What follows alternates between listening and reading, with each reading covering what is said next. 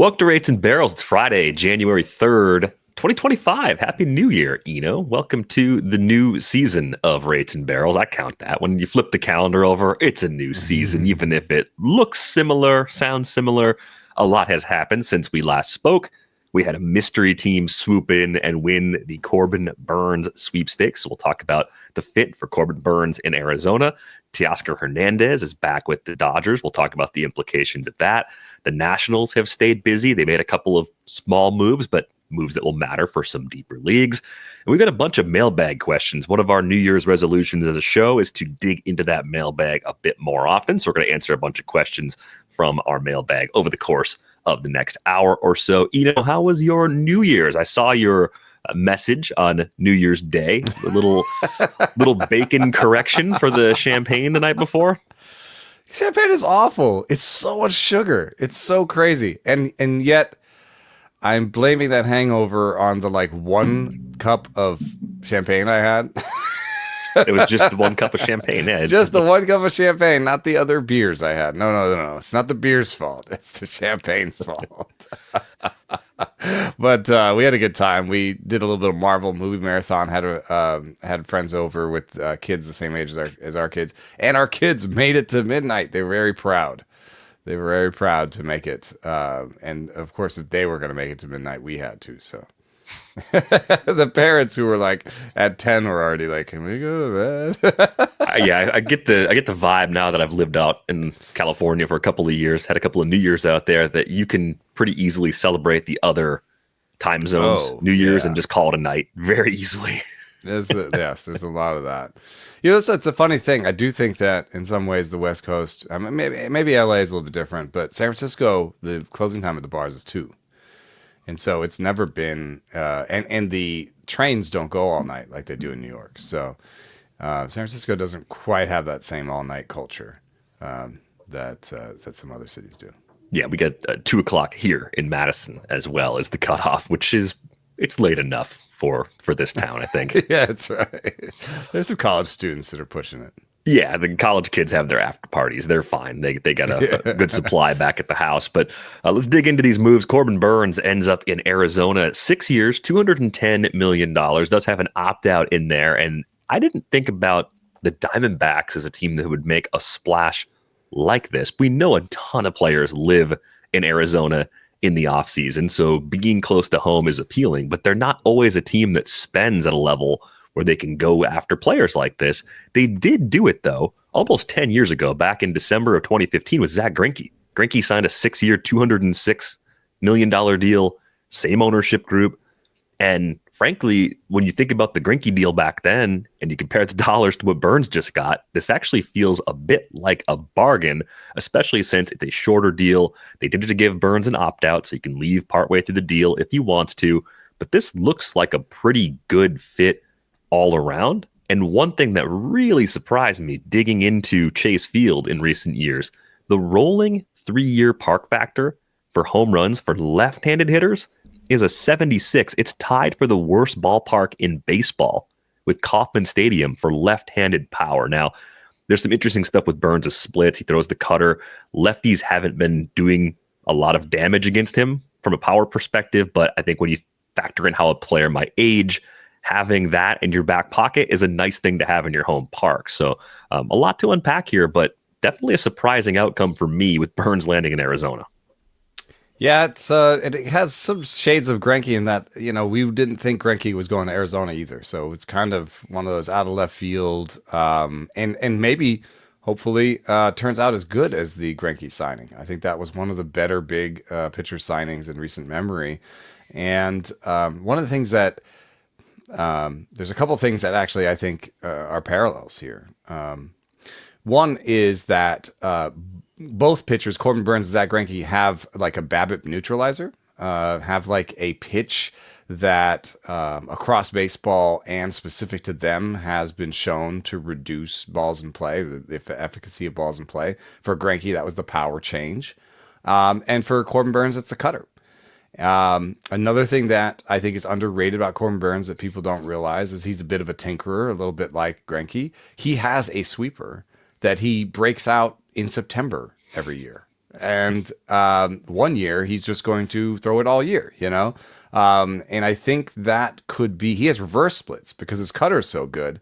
He dominates lefties and he's fine against righties. But, he could, if he's as good as against lefties, breaking out sweeper could make him even better against righties. Then you could see some return to the old strikeout rates. There are ways to look at this negatively. One, nobody likes 6 years. And 6 years on this one would be a bad sign because he would have opted back in after 2 years. And that might mean that he was hurt, in one of those years. I think the highest probability is they got him for 2 years at a high average annual salary, and that's fine. I think that's what's going to happen. But 6 years is not 12 for Yamamoto, 10 for Corbin Burnes. Nola was 8, I think, or 7. There's a lot of deals. This is only like the 5th longest deal for a pitcher. And 5 is what like Robbie Ray and Kevin Gossman got. So if 5 is what medium health grade guys get, Corbin Burnes is an A health grade. I looked at the numbers, top 10 health grade, 96th percentile health grade. Never really had issues. Been a high volume guy. Doesn't throw 99. There's a lot of things that line up to suggest that he can do this for a while. But, you could say 6 years is, I don't like 6 years for pitchers. Fine. Say that. I think you don't get Corbin Burnes if you say that. That's pretty obvious. The other thing is, dollars per WAR. If you do the calculation, we just did it before the show, it's like $14.9 million per WAR. And that, even with inflation, is a little aggressive. We've been, in the past, we've been around 10, and there's been some evidence this year that we're maybe up to 11, maybe 11 plus. 14.8 is a lot. But again, that projection is based on Fangraph's WAR for pitchers, which is an FIP WAR, which means gives Corbin Burnes no credit for controlling balls in play. Cutters, over the course of history, have had the lowest BABIP of any pitch type. Corbin Burnes throws a cutter. He throws maybe the best cutter in the game, which, by the way, he got back late last year. There was a little bit of a early season dip in the efficacy of the cutter. He got an extra inch or two of drop, and he got it back. But he throws one of the best cutters in the game, maybe the best cutter in the game, and he's had a 276 batting average on balls in play for his career. He's projected for a 306 because the league average is around 300 every year, plus maybe some sort of park factor now that he's in Arizona. I think that's completely wrong. I think that's where the projections are going to miss on him. I think I would give him, a 275 BABIP projection. If you give him that, I'm sure his ERA drops into the mid to low threes. And I even give him maybe a return to grace on those strikeout rates, given when he had a 26% strikeout rate when the cutter was good at the end of the season. And the projections are for a 24% strikeout rate. Give him a 26% strikeout rate next year, a 275 BABIP. He's going to be like a 3.3 ERA stud, and he's been a top 4 pitcher.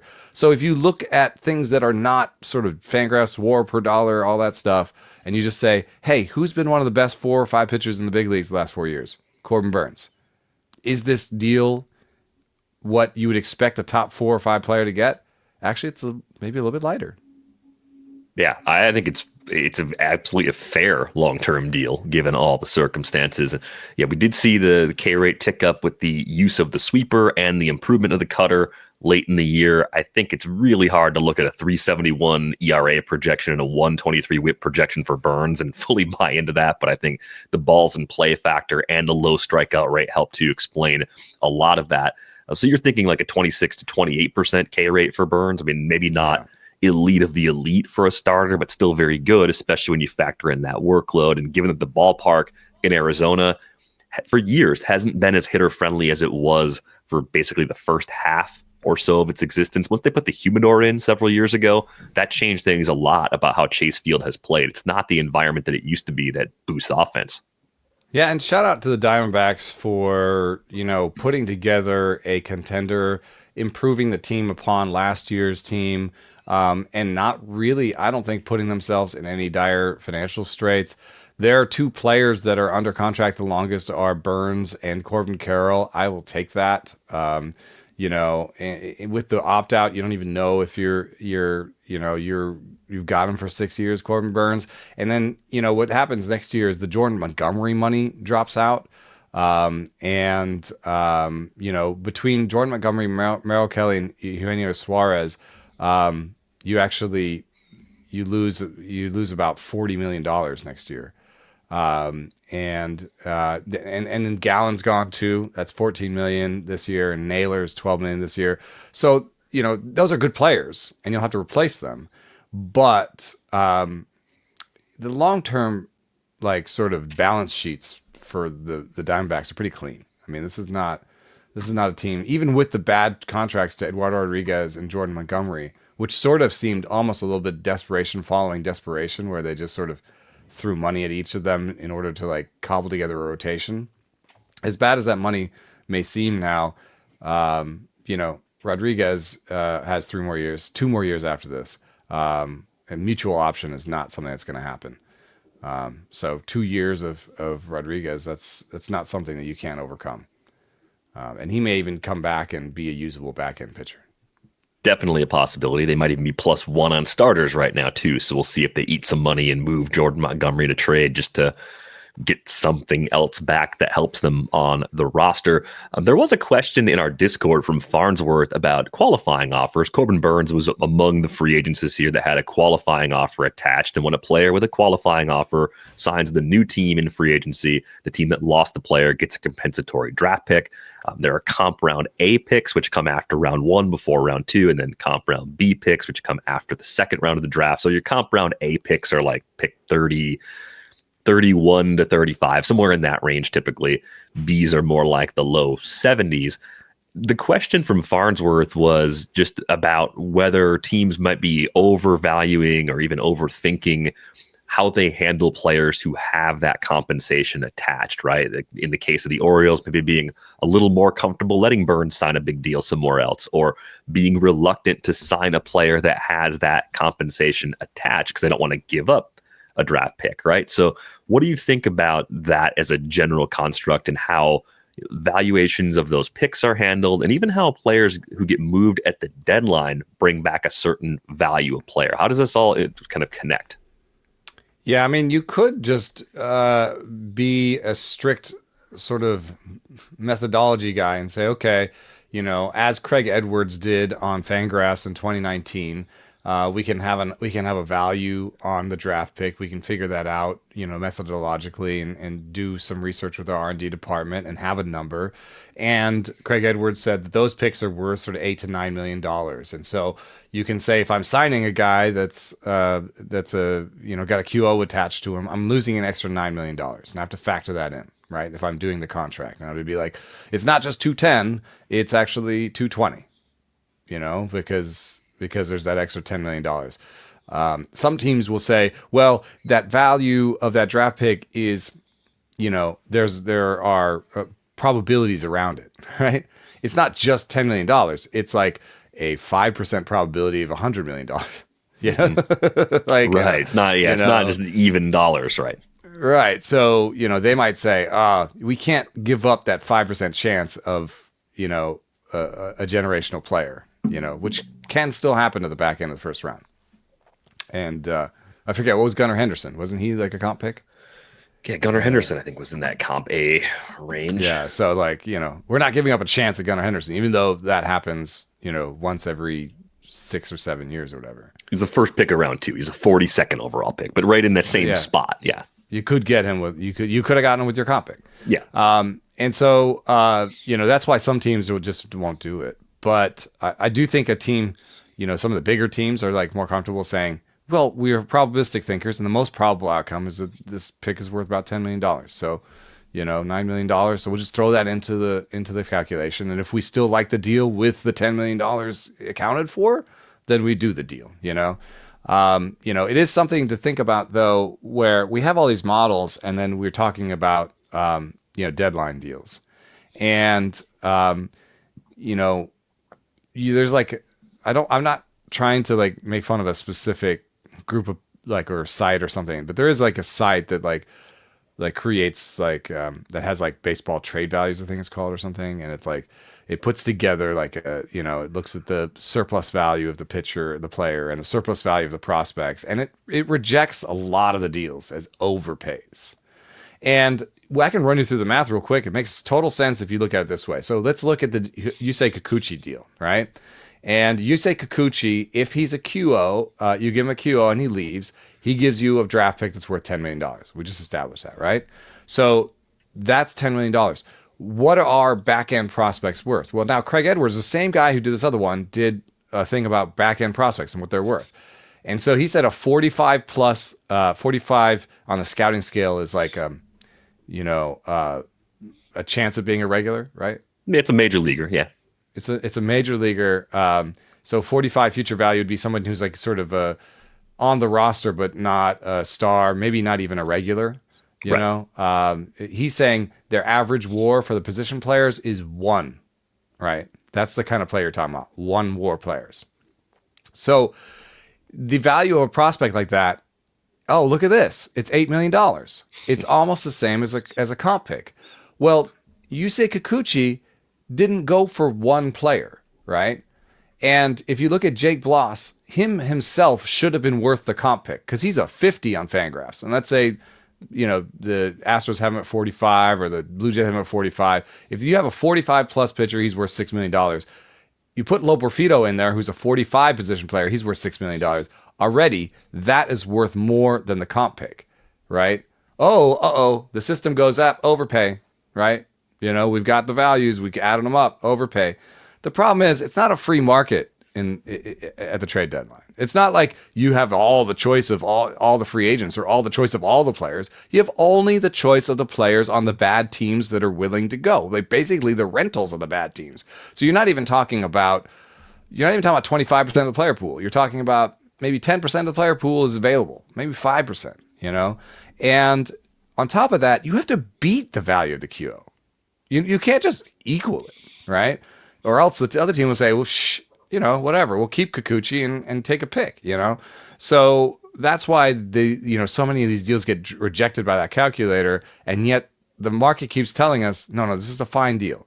Yes, they gave, the Blue Jays, $18 million but they got the player, right? And they needed the player, and that player was one of 2 good pitchers, starting pitchers, really, that was available at the deadline. Yeah, it was a short list. Yeah, so overpaying is kind of a relative term. It's always, if the market keeps overpaying, like you can also do dollars per WAR for relievers, and it always looks terrible. Yeah, and you could say, oh, never sign a reliever. Yes, there are teams that kind of do that. But you could also say, well, the market keeps saying that relievers are worth something. So maybe the market knows something more than your model right now. Right. I think that's a really good way to look at it. But I think the Kikuchi trade for Bloss, Loporfito, and Will Wagner is like, okay, yeah, you have to beat the qualifying offer for players that you would tender a qualifying offer to. That's the starting point to get a deal done. And then the trade deadline is like, I don't know, maybe trying to buy a sandwich at the airport. You're not getting the typical sandwich. Yeah. It's going to be lower, probably a little lower in quality and a little higher in price, a lot higher in price. Yeah. But it's the only sandwich you're going to get in the terminal. So you're going to pay extra for it because you really want that sandwich. So yeah, Kikuchi's a sandwich. That's the way I What kind of sandwich would you No, we're not going to go back to the old sandwich debates of 10 years ago on Twitter. We're not going to do that. But do teams overreact to it? Yeah, I think some might. I think it hurts you more if you are kind of a mid-level free agent with the qualifying offer compensation attached, where if you're a 2 or 3 year guy who's going to be 15 to 20 million per year, those players, I think, are the guys you're like, we're not going to have this guy for that long. The surplus value compared to other players that we could get isn't that high. We don't necessarily want to give up the draft pick and pay the premium for this type of player. I think that's where a lot of teams are more reluctant. I don't think the Orioles were happy to let Burnes go because of the draft pick they're going to get back as compensation. I think this was more of a, maybe they made their best offer and Arizona was home and they topped it, and that's the whole story, right? There'll always be losers in free agency. I don't think this was we'd rather have the draft pick than Corbin Burnes sort of situation. But a great question from Farnsworth. I think it does hurt. Like the players you're talking about, Teoscar Hernández and Anthony Santander, I think are most hurt by the qualifying offer. Santander didn't get one? I think he did get one. I think Santander did. Teoscar, I don't think could get one this year. Teoscar got one. I think Teoscar had one before, didn't he? No. Or did he reject it from the Mariners and then sign a $20 million deal with the Dodgers? Yeah, I think Nick Martinez accepted it this year. Willy Adames had one, Burnes had one, Fried, Severino, Soto, Christian Walker, Minaya. Teoscar Hernandez did have one. Yeah. I think it hurt him because he signed a deal that's worth about $11 million by WAR. I think like a $66 million deal for 3 years of a guy who just had a 134 WRC plus and has had a 130 plus WRC plus 4 out of the last 5 seasons is a little light, you know? But the defense isn't great. He's 32. He may not age super well. We'll see. But I think the pick did hurt him. Did Santander have one or not? Santander did, yeah. Yeah, so Santander, I think, is definitely also going to be hurt by this because it's not 3 years and $66 million for the Dodgers, or for the Dodgers it is. For everybody else, it's 3 years and $75 million, or $76 million once you do the math. So if you think, I think Santander is not. I think he's close. I think Teoscar's better than Santander. And so if he's looking at 3 year, $66 million deals, he would be looking at something at least $10 million higher if he didn't have that QO on him. Right. And the length of the contract and the value of the contract, the value is really important. If the deal is for $50 million or more, then the compensatory pick goes in that round A after the first round. If it's less than $50 million, that's when you get that later round B pick that I was talking about earlier. So that's the tricky part, because if you and I were looking at Santander, we're probably saying, oh yeah, 2 for 44, 2 for like under 50 is what we would really be aiming for anyway. And he's looking for more. So that just makes it even more complicated. It creates this tension between the player's actual value and what they're seeking and what teams are comfortable doing. That's where I feel like it really bites a certain group of players in free agency. You mentioned this, though. It's not something that's going to come up in the CBA and have a lot of value because the number of players it does affect is so small. Yeah. Like if you're the union, you don't care as much about that because that's like 4 players a year get a little bit screwed. And you've got, I've got a whole, bunch of players here. I'd rather have the minimum salary be up. I'd rather have, younger players played better. I'd rather take a year of arbitration off or something like that. That would help so many more people. Yeah, exactly. The issue, the weight of that issue is relatively small in the CBA negotiations. Let's talk about Teoscar Hernández for a second, though. He gets 3 years to stay with the Dodgers. Another big part of his story is he wanted to stay there. I don't think he was looking to go anywhere else. I think the long-term value is steady, right? I think this is probably from a redraft fantasy perspective going to bump up where Teoscar goes in drafts. I thought he was a worse chaser. I thought he was a Josh Hamilton-esque guy. I thought he was... just like in my head, I'm like, oh yeah, he's a chaser. He's not that bad. No, kind of like league average, I think, in terms of O-swing percentage, right? 32.8% last year. That's right around his career number.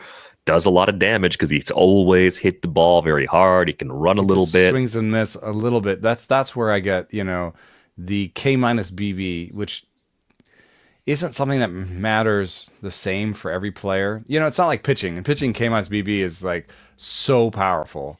For hitting, it doesn't tell the whole story, because of what you can do once you put the ball in play, But his walk and strikeout rates are not very good. And if there's a problem for him going forward, it's that.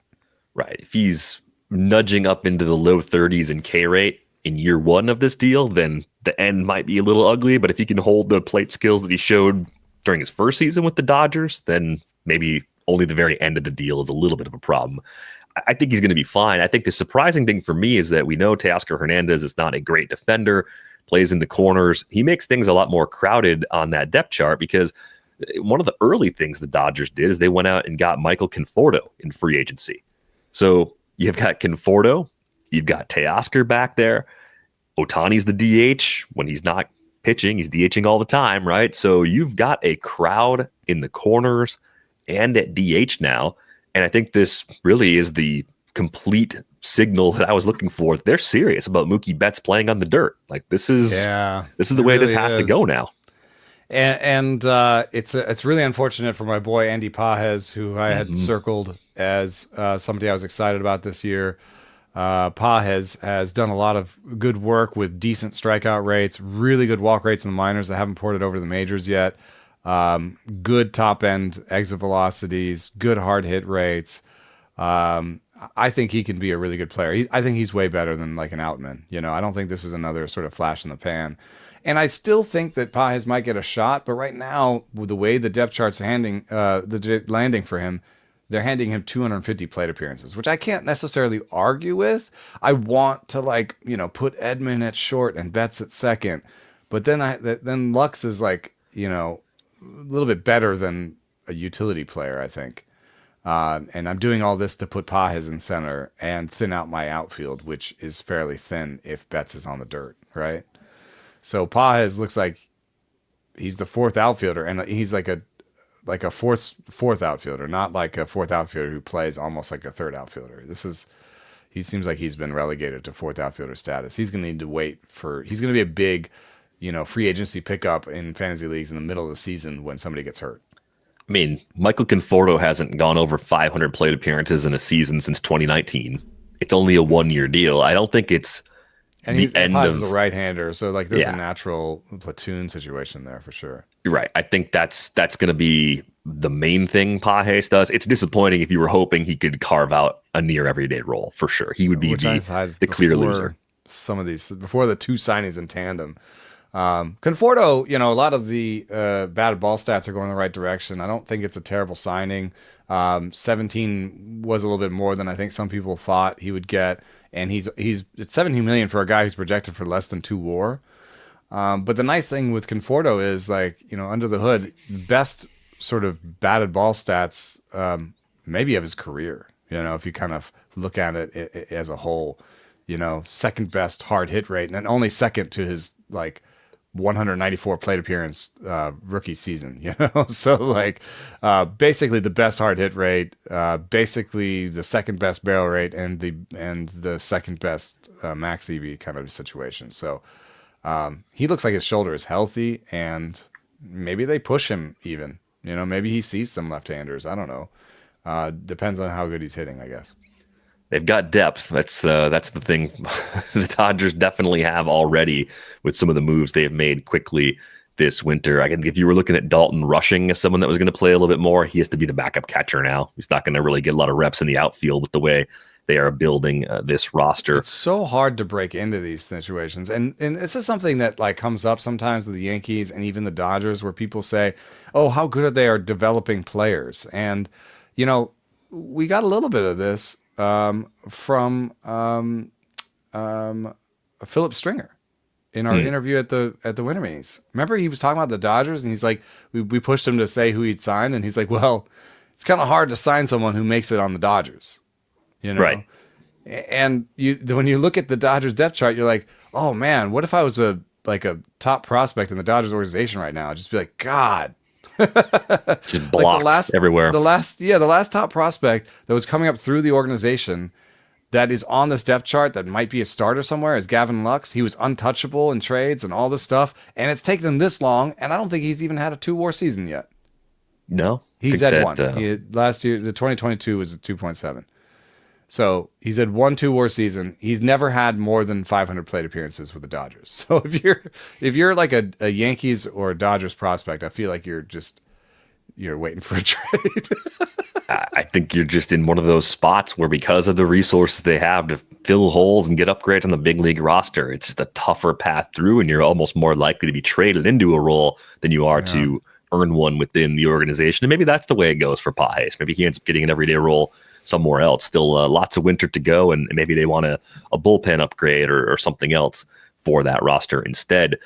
Nationals staying pretty busy. So 2 things they did. They signed Josh Bell to a 1-year deal. This is just on the heels of the Nathaniel Lowe trade that we talked about on our last episode. So their first base DH situation got a lot better. A couple of veterans, nothing flashy, but just two guys that are solid players that add some depth to their lineup. And then they add Trevor Williams back into the rotation on a 2-year deal. And I couldn't explain to anybody how Williams did what he did last season in a partial season before injuries shut him down. It looked really good. A 2.03 ERA, a 104 whip, 59 Ks and 66 in 2/3 innings. Did a great job keeping the ball in the park. Suspiciously good, just in the sense of like, I don't think that's his true talent home run rate, given what we've seen from him over the course of his career, but probably just a number 4, number 5 starter who absolutely like maxed out in terms of good fortune with that home run rate and a couple other things. The BABIP was really good last year. All that is to say, the Nationals just keep getting better with depth and on the margins. Like, they look like a team that will be at least a thorn in the side of the rest of the division this year. I don't know if they're a playoff team in 2025, but I like the moves they've been making. Yeah, his regular projection is for a 4.5 ERA. His Stuff Plus base projection is for a 4.8 ERA. So, and even when some of the news that around the signing was like he'll start the season as a starter, it's like kind of an ominous thing for someone to say. Yeah, at least to begin, you know. A 2-year, $14 million deal is also not a deal that necessarily screams starter. So, I would slot him in as the 5th starter, and that's ahead of Cade Cavalli, you know, Mike Soroka, and Josiah Gray, and any other sort of pop-up prospect type starter and pitchers that might come up through the minors for them. So, you know, I thought they could be a dark horse for Burnes. I don't know that, you know, there's enough left. Is there a pitcher left that would move the needle for them on the open market? I mean, Flaherty would be a nice Flaherty fit for them. It's just it's the next notch down for sure compared to the top end guys they could have gone after. Yeah, it doesn't strike me like a Scherzer, you know, deal. Right. And maybe they'll just keep their powder dry and they see somebody for next year that they're excited about. You know, Josh Bell was a regular average, you know, player, 2-WAR player, 2-win player for them last time. That was actually his last good year by wins above replacement, was his year with Washington. Since then, he's really declined with the bat. The last 2 years for Josh Bell, he's been barely above league average with the bat, and then showed the worst glove of his career and been basically a replacement level player. This kind of deal, 1 year and $6 million deal, is you know, is suggesting that he could be a half-win DH. So I don't know that it's a big deal. I don't like it so much because I've been a Juan Yepez guy. Yeah, you wanted to see what Yepez could do, and Andres Chaparro's been in there. There are a few guys they had breaking through in the second half last season that would probably get a pretty good cut of their playing time taken away, at least to begin the season now that Bell's there. Yeah. And if they do something funny and add Bregman, then, you know, all this kind of youth borderline youth that they've acquired through like waiver claims and small deals, like you mentioned, Chaparro, Jose Tena, and Juan Yepez. These weren't major deals that brought them in, but they do each have some skills, and I think have the upside of being average everyday players for real cheap. Right, that's something that every team wants. And so I think they'll stay out of the Bregman race and leave third base. Third base is the land of opportunity in Washington. Jacob Young is one of the elite defenders. I think he holds on to that spot despite poor offense. We got James Wood and Dylan Cruz. That's, you know, C.J. Abrams, Luis Garcia Jr. That, you know, Nate Lowe. That's all locked down. I think maybe Josh Bell, there's still a little glimmer of opportunity. If he comes out and he's around league average of the bat as the DH, that's not enough. And if 1 year and $6 million deal, you can cut him.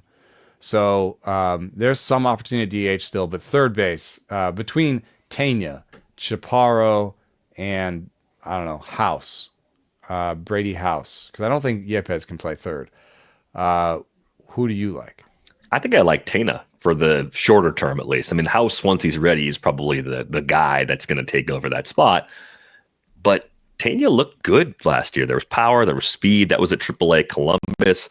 I thought he sort of held his own during his brief time in the big leagues with the Nats. I think this is a guy that 23, so yeah, give him a look. It's not like a 30-year-old who came in and put an 83 WRC plus and it was only okay. I mean, it's 23. That's a decent debut.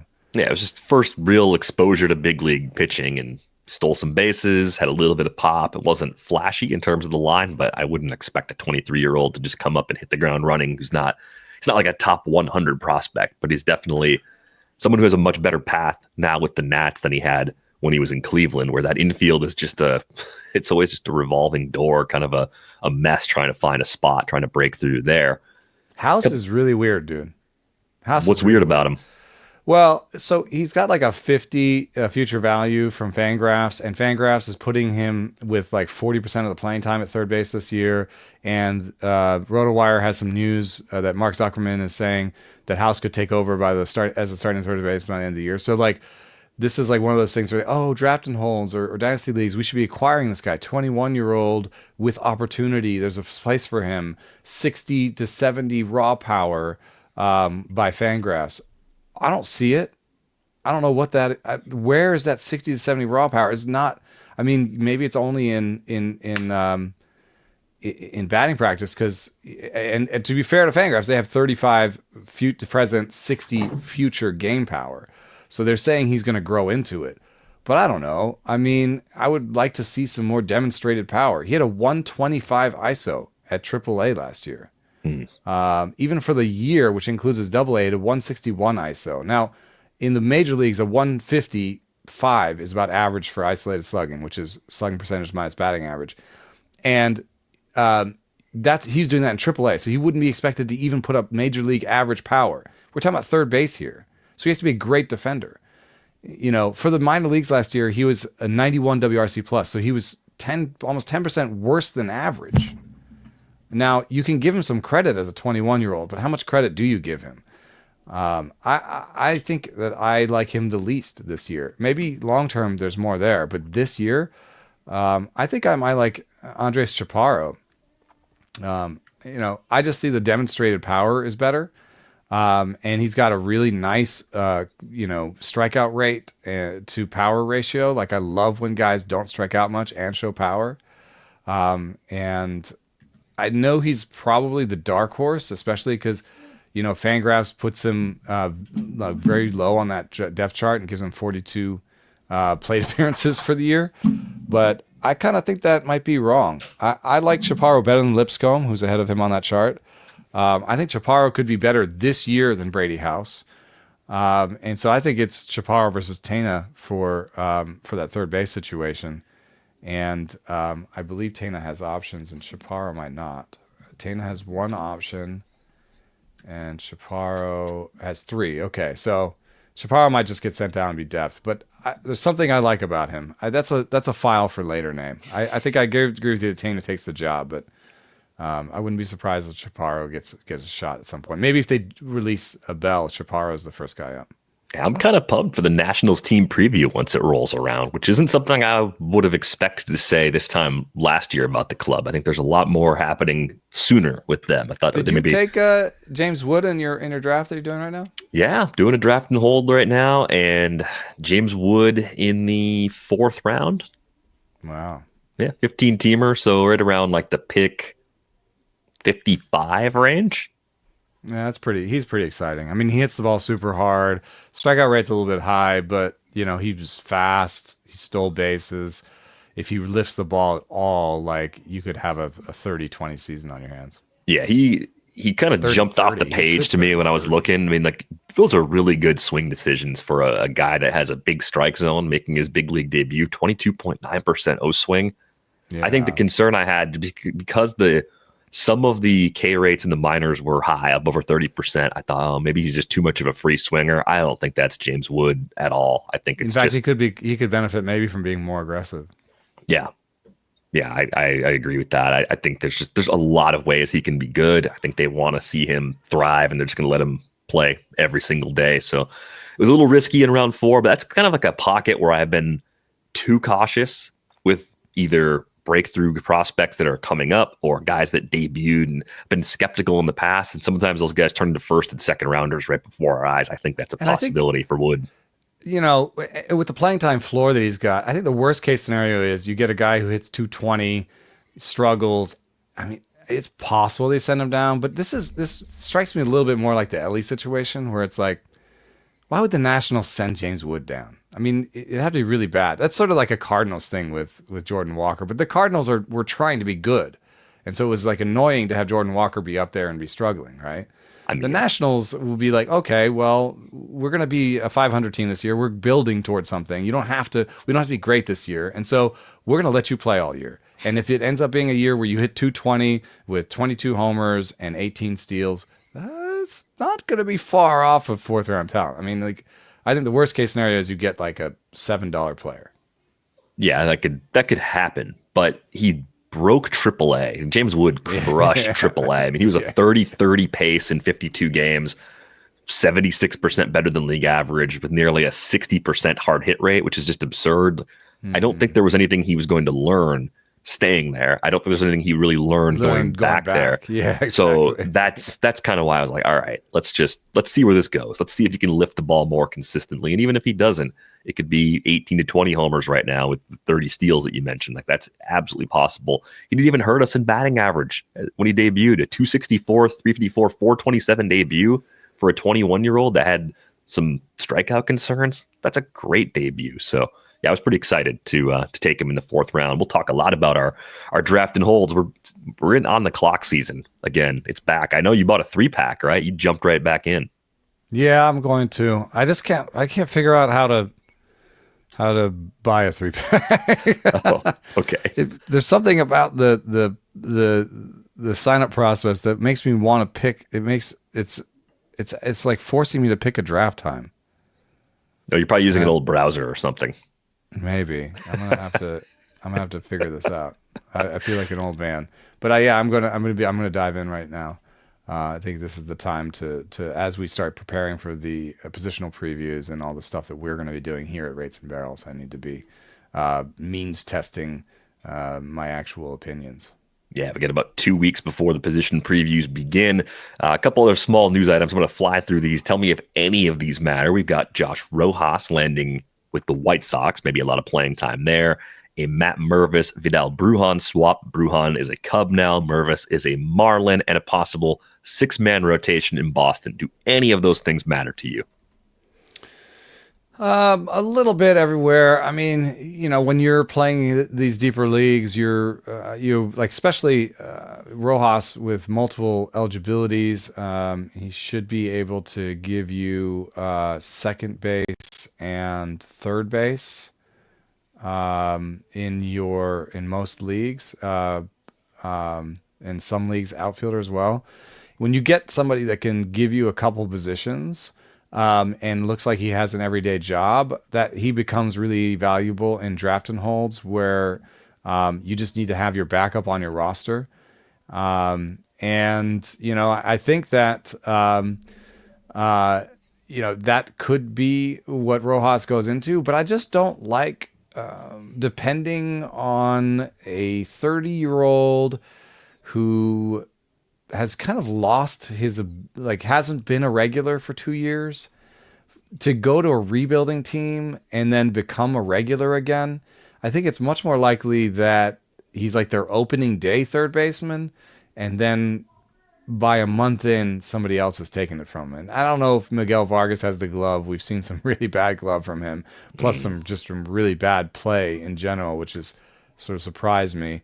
But they also have Brian Ramos, you know, at, you know, 22 with some major league experience and, you know, a bunch of time at AA and AAA. I think he's, you know, there's not much for him to do in the minor leagues anymore. They've even got Brooks Baldwin, that, you know, depending on what happens at second base, Chase Medroth, and Brooks Baldwin are there. So they're just collecting guys, you know? And so if you're Rojas, like, you're keeping that seat warm. And it could be that situation where you're like, oh, I'm just taking him to improve my second base and third base depth. And when you actually need him, he's not on the roster, he's a backup, This roster is something. Like the White Sox preview is going to be educational experience for a lot of folks. There's going to be a lot of hemming and hawing, dude. I mean, like what am I supposed to do with Zach DeLoach, Oscar Colas, and Miguel Vargas at DH? I think you're supposed to just let that play out and keep it a safe distance away from your teams. I think that's the. Oh my God! But there's opportunity. There's going to be opportunity on that team. So this is a depth chart you have to figure out. That's one of the things that I think people, often.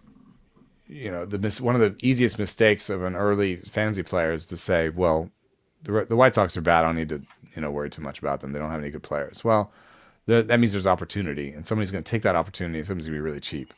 So if you like Davis Martin's super changeup, I like Sean Burke, the pitcher. He's kind of wild, but I like Sean Burke. They have to have a closer, like at some point. So, you have to make your decisions about it. Speaking of depth charts, the Red Sox thing, just kind of, it makes sense to me because you've got Giolito coming off of Tommy John surgery. You got Crochet who you want to keep healthy. I don't even think, Buehler is not, a max innings guy.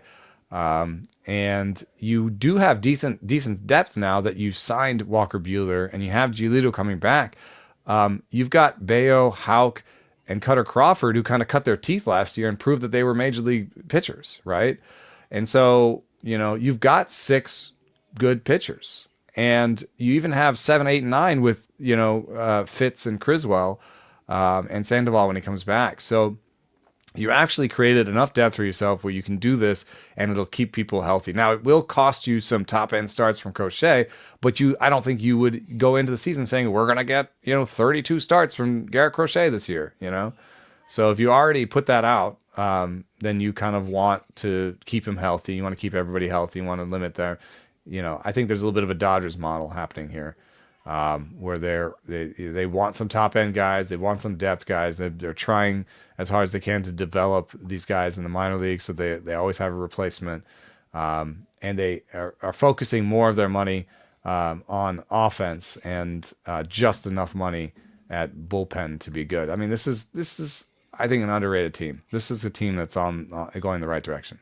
Right. I think if you want to be healthy come playoff time, especially with Garrett Crochet, making sure you limit the wear and tear of a long regular season on him as he continues that multi-year sort of transition into being a frontline starter. I think that's a smart way to go about it. So it definitely makes sense.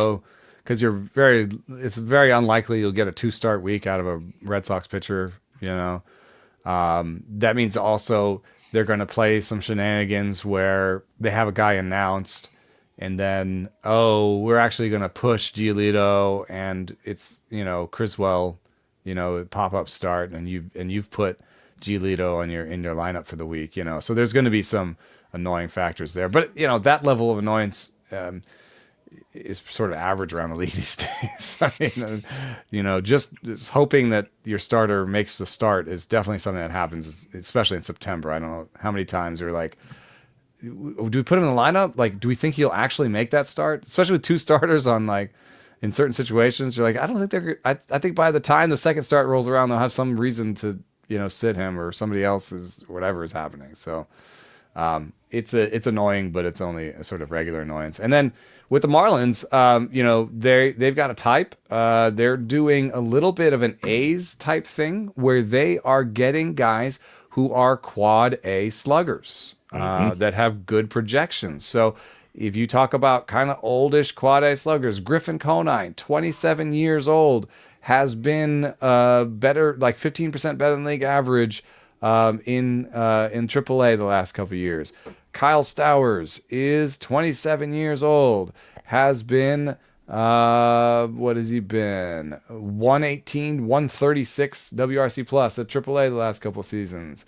Matt Mervis is now 26 years old, and he's had a 132 WRC plus in AAA in 2023, only 97 last year. So there is a question of what's going on with Mervis's strikeout rate. And I guess since those other guys had better seasons more recently, you kind of have to put them behind. You have to put him behind Conine and Stowers. But positionally, he's behind Jonah Bride, who is 29.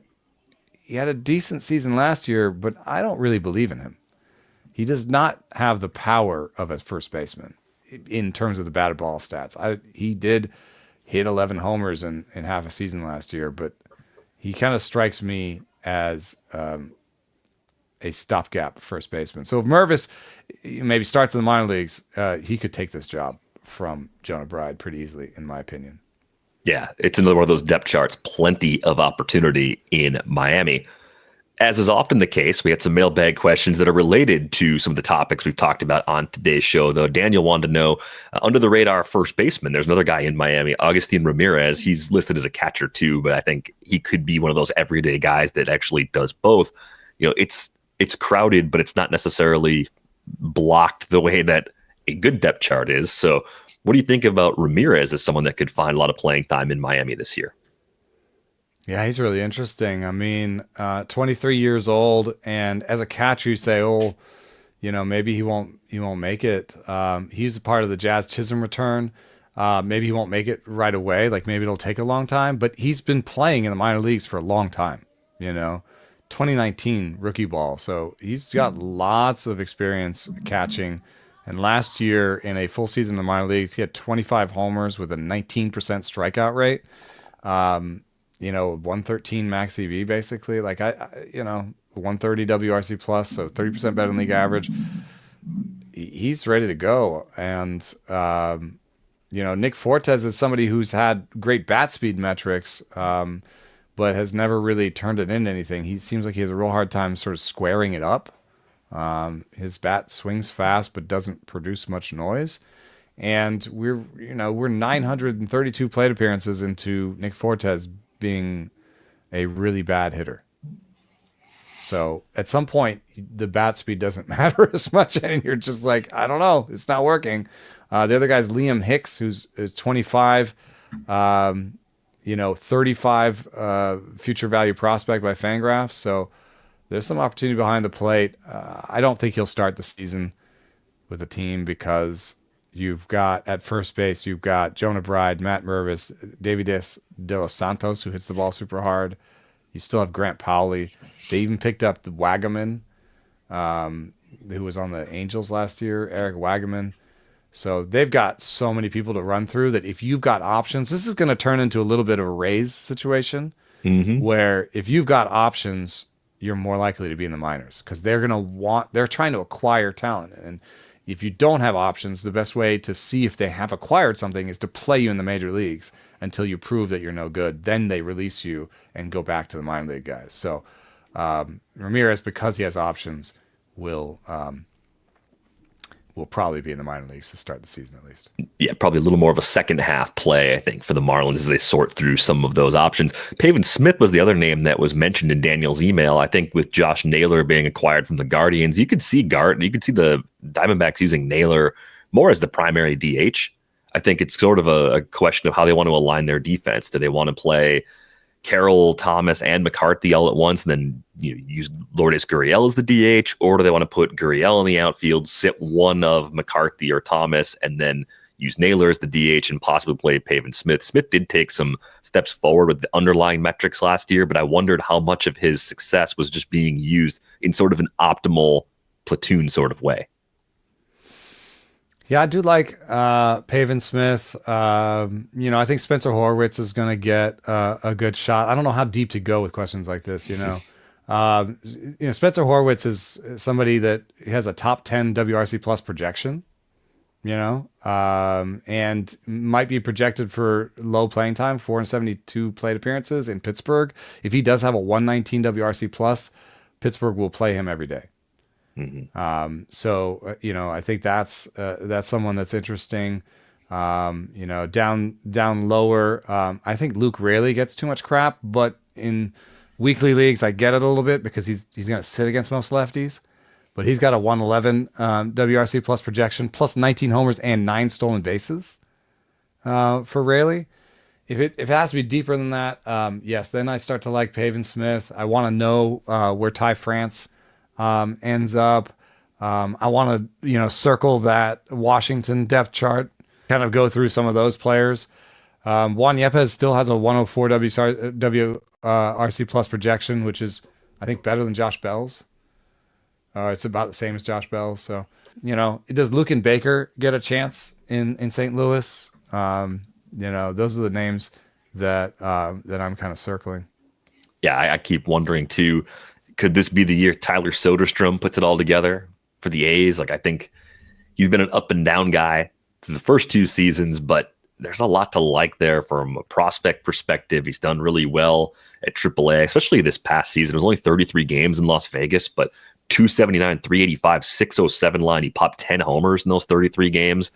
He's still really young. It's the guy that just is 23 years old. So I could see Soderstrom maybe coming out of relative nowhere from an ADP perspective and ending up being an okay option at first base. It's one of those positions, though, that now that I'm in round 15 of a league, I don't like waiting forever for my first one. I think it's a little more of an early round priority for me. There's some guys you can talk yourself into. Like right now, I'm in a pocket where I'm looking at Michael Busch, Nathaniel Lowe, Andrew Vaughn, Rhys Hoskins, and they're all kind of fine. They're all probably going to come in the 500 at bat range. One of them might even be an everyday guy that goes off for 25 or 30 homers. But if you're wrong, you're going to be hurting. Yeah, and if you don't get one of those, you're really hurting. Like if you wait too long, like you're in that's a little bit close to last chance saloon for getting a starting first baseman, right? And if you're past that, you're going to be looking at Andrew Vaughn and Josh Bell and Carlos Santana and being like, what did I do? Yeah, that's the feeling I get right now. Like, okay, this needs to be fixed right now because that next level down at this position is really thin. Because those guys rarely offer defensive value, they can just lose their playing time really quickly. They can be in platoons. They can get DFA'd and land pinch hitters. In draft and holds, you kind of want to get your second and third first baseman a little bit earlier than you expect too, because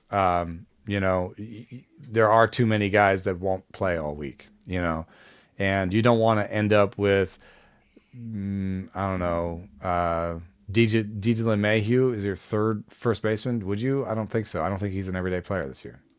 Yeah.